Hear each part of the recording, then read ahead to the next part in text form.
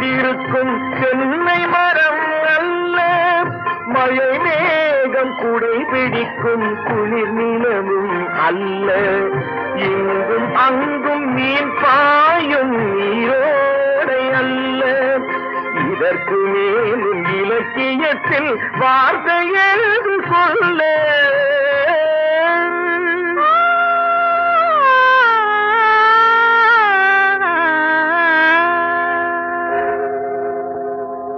அழகு தெய்வம் மெல்ல மெல்ல அடி எடுத்து வைத்தது.